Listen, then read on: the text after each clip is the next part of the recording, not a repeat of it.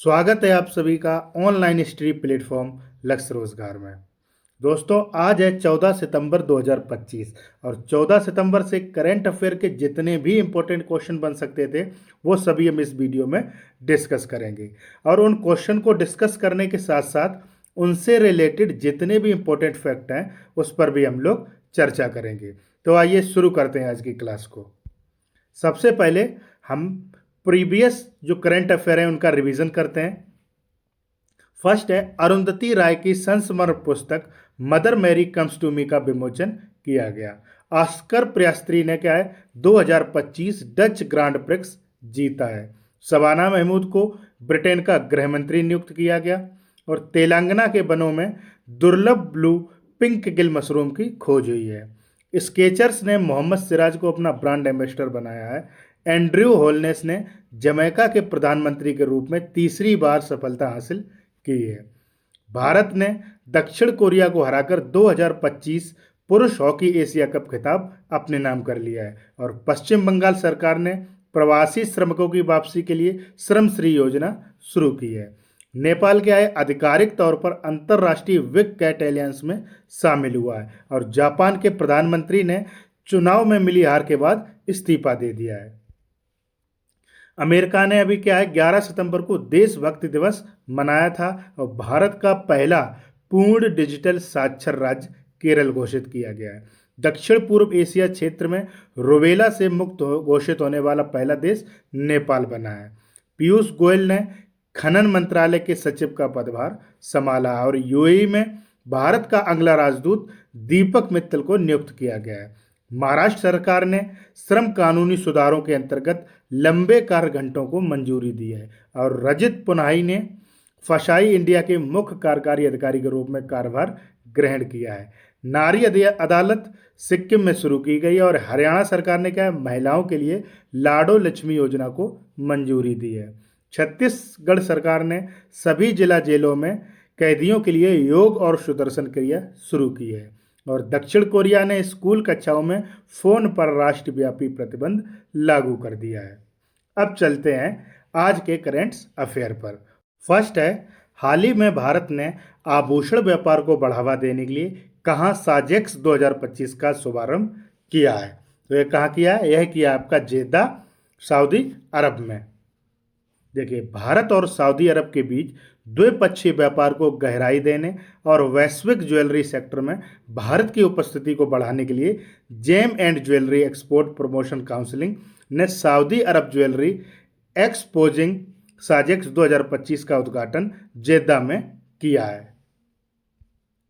Next है, हाल ही में कृषि निर्यात को बढ़ावा देने के लिए एपीईडीए ने कहाँ पहला कार्यालय खोला है। तो यह कहाँ खोला है आपका? यह खोला है बिहार में। देखिए, पीयूष गोयल ने बिहार आइडिया फेस्टिवल के दौरान निर्यातकों की पहुंच, पंजीकरण और बाजार समर्थन बढ़ाने के लिए पटना में कृषि एवं प्रसंस्कृत खाद्य उत्पाद निर्यात विकास प्राधिकरण के पहले क्षेत्रीय कार्यालय का उद्घाटन किया है। अब बात आई है बिहार की।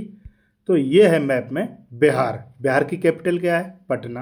वर्तमान चीफ मिनिस्टर कौन है? नीतीश कुमार। गवर्नर कौन है? आरिफ मोहम्मद खान। जनसंख्या के हिसाब से भारत का तीसरा सबसे बड़ा राज्य कौन है? बिहार है। और बिहार में सिर्फ एक ही नेशनल पार्क है, वह है आपका वाल्मीकि नेशनल पार्क। बात करूँ अगर बिहार में लोकसभा सीटों की तो कुल 40 लोकसभा सीटें और राज्यसभा सीटें 16, जबकि विधानसभा सीटें कितनी हैं? 243 हैं। देखिए, बिहार के बारे में कुछ और इम्पोर्टेंट फैक्ट्स जान लेते हैं। बिहार के नालंदा जिले में राजगीर में रॉयल भूटान बौद्ध मंदिर का भव्य उद्घाटन किया गया है। बिहार कैबिनेट ने महिलाओं की नौकरियों के लिए महिला रोजगार योजना को मंजूरी दी है। प्रधानमंत्री मोदी ने बिहार के गया में औंटा सिमरिया गंगा पुल का उद्घाटन किया है। और क्या है, नागेश्वर राव को बिहार क्रिकेट एसोसिएशन का लोकपाल नियुक्त किया गया है। गृह मंत्री अमित शाह ने क्या किया? बिहार के सीतामढ़ी में जानकी मंदिर के पुनर्विकास की आधारशिला रखी है। और प्रत्यय अमृत को क्या है? बिहार का नया मुख्य सचिव नियुक्त किया गया है। और बिहार के मुख्यमंत्री श्री नीतीश कुमार जी के द्वारा क्या है? सफाई कर्मचारी आयोग के गठन की घोषणा की गई और प्रति बूथ मतदाताओं की संख्या 1200 से कम करने वाला पहला राज्य कौन बन गया है? बिहार बन गया है। नेक्स्ट है, हाल ही में नौसेना ने किसके द्वारा निर्मित स्पेनिश 3D रडार को शामिल किया है? तो ये किसके द्वारा निर्मित? टाटा के द्वारा निर्मित कौन सी? Lanza N 3D air surveillance radar को कमीशन किया है। और यह क्या है? यह रडार स्पेन की कंपनी इंद्रा के लांजा 3G सिस्टम का नवसैनिक संस्करण है, जिसे Tata advance system limited TASL ने 2020 में हुई 145 मिलियन अमेरिकी डॉलर की डील के तहत भारत में बनाया और एकीकृत किया है। यह क्या है? रक्षा क्षेत्र में आत्मनिर्भरता और स्वदेशीकरण की दिशा में एक ऐतिहासिक उपलब्धि है। नेक्स्ट है, हाल ही में कौन वैश्विक आउटरीच के साथ ऐतिहासिक 10वें आयुर्वेद दिवस की मेजबानी करेगा? तो यह कौन करेगा? यह करेगा आपका गोवा। देखिए ये कब से कब तक है? यह 23 सितंबर 2025 को क्या है? 10वां आयुर्वेदिक दिवस गोवा स्थित अखिल भारतीय आयुर्वेद संस्थान AIIA में मनाया जाएगा। ठीक है, और इस बार की थीम क्या है? Ayurveda for people and planet, यानी जन जन और धरती के लिए आयुर्वेद। अब बात आई है गोवा की, तो यह है मैप में गोवा। गोवा की कैपिटल क्या है? पणजी। वर्तमान CM कौन है? प्रमोद सावंत। गवर्नर कौन है? पशुपति अशोक गजपति राजू। देखिए लोकसभा सीटों की बात करूं तो यहाँ पर 2 लोकसभा सीटें, 1 राज्यसभा सीट और विधानसभा सीटों की कुल संख्या कितनी है? 40 है। और यहाँ पर क्या है? गोवा में पहले बुल फाइटिंग हुआ करती थी, जिसको धीरियो नाम से जाना जाता था। अभी क्या है? इस पर रोक लगा दिया गया है। और गोवा क्या है? भारत का सबसे छोटा राज्य है। और गोवा स्थापना दिवस कब मनाया जाता है? यह 30 मई को मनाया जाता है। यहाँ पर Bondla, Cotigao wild life sanctuary, Mollem national park यानी भगवान महावीर नेशनल पार्क और डॉक्टर सलीम अली पक्षी विहार स्थित हैं। कुछ अन्य फैक्ट जान लेते हैं। गोवा में मंडोपी नदी पर रो रो फेरी सेवा शुरू हुई है। गोवा के फेनी को क्या है? GI टैग दिया गया है। उपराष्ट्रपति जगदीप धनखड़ ने गोवा के राजभवन में आचार्य चरक और ऋषि सुश्रुत की मूर्तियों का उद्घाटन किया है। गोवा को उल्लास नव भारत साक्षर कार्यक्रम के तहत 100% साक्षर घोषित किया गया है। गोवा में ध्रुवी भवन और सागर भवन केंद्रों का उद्घाटन किया गया है। गोवा सरकार ने उत्तर प्रदेश अग्निशमन विभाग को सम्मानित किया है। नेक्स्ट है, हाल ही में किस राज्य के पूर्व मुख्यमंत्री D लापांग का 91 वर्ष की आयु में निधन हुआ है? तो देखिए यह कहाँ के थे? यह मेघालय के थे। और ये क्या है? इनकी आयु 91 वर्ष की थी और ये 1992 से 2008 तक 4 बार मुख्यमंत्री रहे थे। अब बात आई है मेघालय की, तो ये है मैप में मेघालय। मेघालय की कैपिटल क्या है? मेघालय की कैपिटल है शिलोंग। वर्तमान CM कौन है? कॉनरेड संगमा। और गवर्नर की बात करूं तो CH विजय शंकर। बात करूं लोकसभा सीटों की तो कुल 2 लोकसभा सीटें, राज्यसभा सीट 1 और विधानसभा सीटें कितनी हैं? 60 विधानसभा सीटें हैं। कुछ अन्य महत्वपूर्ण फैक्ट जान लेते हैं। मेघालय सरकार ने क्या है? शरद ऋतु कैलेंडर 2025 लॉन्च किया है। मेघालय में 2 नई बुश फ्रॉग प्रजातियों की खोज हुई है। बहुदेन खलम महोत्सव क्या है? अभी हाल ही में मेघालय में मनाया गया है। मेघालय ने आधार वेरिफिकेशन में बेहतरीन काम के लिए UIDAI से 2 पुरस्कार जीते हैं। लगभग 1 दशक के प्रतिबंध के बाद पहली वैज्ञानिक कोयला खदान का उद्घाटन मेघालय में हुआ है। और मेघालय 2027 में क्या है? 39वें राष्ट्रीय खेलों की मेजबानी करेगा। नेक्स्ट है, हाल ही में कहाँ के चिड़ियाघर में एशियाई विशालकाय कछुओं का प्रजनन किया गया है? तो ये कहाँ किया गया है? यह किया गया है मणिपुर के चिड़ियाघर में। अब बात आई है मणिपुर की, तो ये है मैप में मणिपुर। मणिपुर की कैपिटल क्या है? इम्फाल। वर्तमान CM कौन है? N वीरेंद्र सिंह। गवर्नर कौन है? अजय कुमार भल्ला। बात करूं लोकसभा सीटों की तो कुल 2 लोकसभा सीटें, राज्यसभा सीट 1 और विधानसभा सीटों की कुल संख्या 60 है। अब बात कर लेते हैं मणिपुर से संबंधित करंट अफेयर रिलेटेड पॉइंट्स की। तो मणिपुर की कैबिनेट ने क्या है? AIIB के सहयोग से चल रही शहरी सड़क परियोजना को मंजूरी दी है। मणिपुर में 13 अगस्त को देशभक्त दिवस के रूप में मनाया गया था। पहले खेलो इंडिया बीच गेम्स की पदक तालिका में क्या है, मणिपुर शीर्ष स्थान पर रहा था। न्यायमूर्ति केम्पैया सोमशेखर को मणिपुर के उच्च न्यायालय का मुख्य न्यायाधीश नियुक्त किया गया है। और मणिपुर में सुरली लिली महोत्सव 2025 का 5वां संस्करण संपन्न हुआ है। मणिपुर में चेरा ओबा उत्सव मनाया गया और डी कृष्ण कुमार को मणिपुर उच्च न्यायालय का मुख्य न्यायाधीश नियुक्त किया गया है। मणिपुर में निगोल चौकोबा उत्सव अभी यह क्या है, हर्षोल्लास के साथ मनाया गया था। नेक्स्ट है, हाल ही में भारत रत्न डॉक्टर भूपेन हजारिका का 100वीं जयंती के उपलक्ष्य पर असमिया भाषा में लिखी उनकी जीवनी का विमोचन किसके द्वारा किया गया? किसके द्वारा किया गया था? यह नरेंद्र मोदी जी के द्वारा किया गया था। और कल मैंने आपको बताया था आरबीआई ने क्या किया है, इनके नाम पर 100 रुपये का एक सिक्का जारी किया है। नेक्स्ट है, हाल ही में भारतीय नौसेना ने कहाँ INS अरावली को नौसेना में शामिल किया है? तो यह कहाँ किया है? यह किया है गुरुग्राम में। देखिए, भारतीय नौसेना ने 12 सितंबर 2025 को गुरुग्राम हरियाणा में INS अरावली का कमीशनिंग किया है। इस अवसर पर एडमिरल दिनेश के त्रिपाठी नौसेना प्रमुख CNS प्रमुख अतिथि थे। यह नया नौसैनिक अड्डा भारत की सूचना प्रभुत्व यानी इंफॉर्मेशन डोमिनेंस, संचार नेटवर्क और समुद्री सुरक्षा क्षमताओं को और मजबूत करेगा।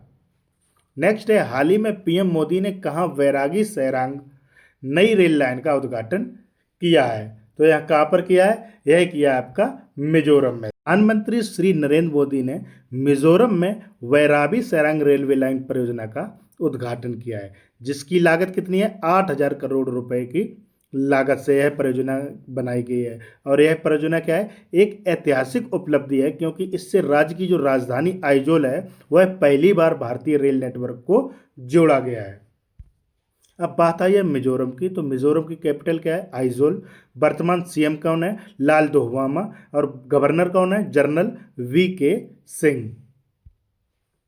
कुछ अनइम्पोर्टेंट फैक्ट जानते हैं। मिजोरम की विधानसभा में भिक्षावृत्ति पर प्रतिबंध लगाने वाला विधेयक पारित किया है। ASI ने मिजोरम के लुंगफुनरोपोई को राष्ट्रीय महत्व का स्मारक घोषित किया है। मिजोरम उल्लास नव भारत साक्षर कार्यक्रम के तहत 100% साक्षर घोषित किया गया है। मिजोरम के लेंगपुई हवाई अड्डे की सुरक्षा का जिम्मा किसको दिया गया है? CISF को दिया गया है। और भारत के मिजोरम से सिंगापुर तक एंथोरियम फूलों का पहली बार निर्यात शुरू हुआ है। पूर्वोत्तर भारत के मिजोरम में त्यौहार चाप चरकुट मनाया गया है। और मिजोरम के पहले स्काई वॉक का उद्घाटन आइजोल में किया गया है। ये थे कुछ मिजोरम से रिलेटेड महत्वपूर्ण फैक्ट। अब नेक्स्ट क्वेश्चन पर चलते हैं। हाल ही में CDOT ने IT अवसंरचना के सुदृढ़ीकरण हेतु किस बैंक के साथ समझौते पर हस्ताक्षर किए हैं? तो किसके साथ किए हैं? यह किए हैं आपके पंजाब नेशनल बैंक के साथ। और पंजाब नेशनल बैंक की एक और पॉइंट याद रखना कि PNB ने क्या है, नई दिल्ली में पहली स्टार्टअप केंद्रित शाखा खोली है।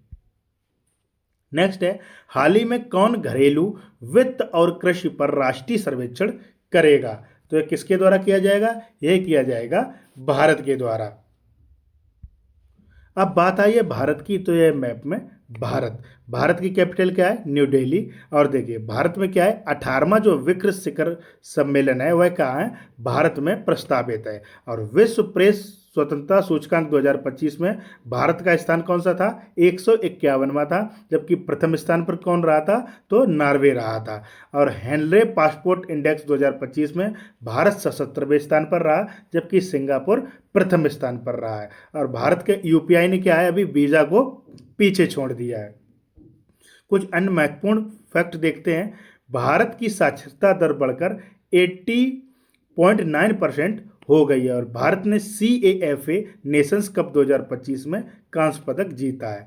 भारत अक्टूबर 2025 में 28वीं एशियाई TT टीम चैंपियनशिप की मेजबानी करेगा। 2025 SAFF अंडर 17 महिला चैंपियनशिप का खिताब भारत के द्वारा जीता गया है।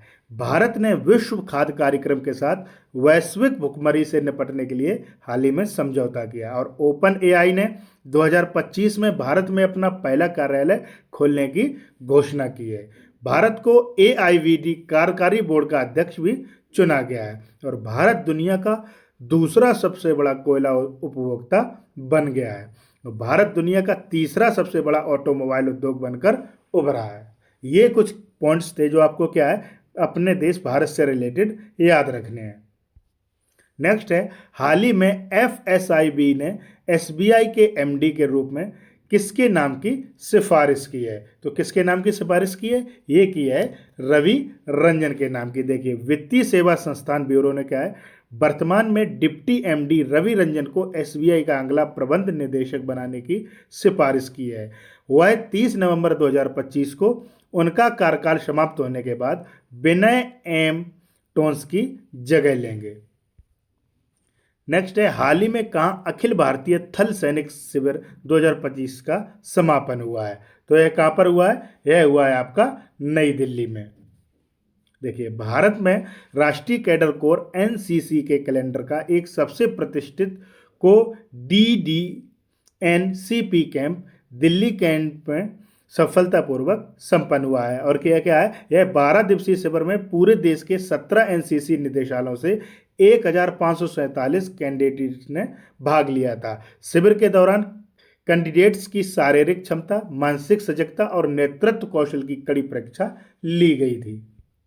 नेक्स्ट है, हाल ही में कौन 2027 में 5वें तटरक्षक वैश्विक शिखर सम्मेलन की मेजबानी करेगा? तो यह कौन करेगा? यह करेगा भारत। और चौथे तटरक्षक वैश्विक शिखर सम्मेलन की मेजबानी किसके द्वारा की गई है? तो यह इटली के द्वारा की गई है। कल की क्लास में मैंने आपको बताया था, अगर आपने वो वीडियो नहीं देखा है तो आप उसको देख सकते हैं।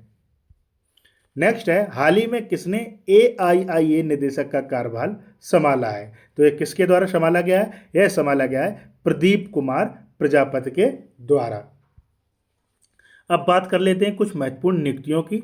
तो डॉक्टर गीता वाणी रायसम ने NIS CPR निदेशक का पदभार संभाला है। हीरो मोटर कॉर्प्स ने हर्षवर्धन चितले को CEO नियुक्त किया है और भूपेंद्र गुप्ता को NHPC का CMD नियुक्त किया गया है। लेफ्टिनेंट पारुल दड़वाल को भारतीय सेना आयुध कोर में कमीशन किया गया और दीपक मित्तल को UAE में भारत का अगला राजदूत नियुक्त किया है।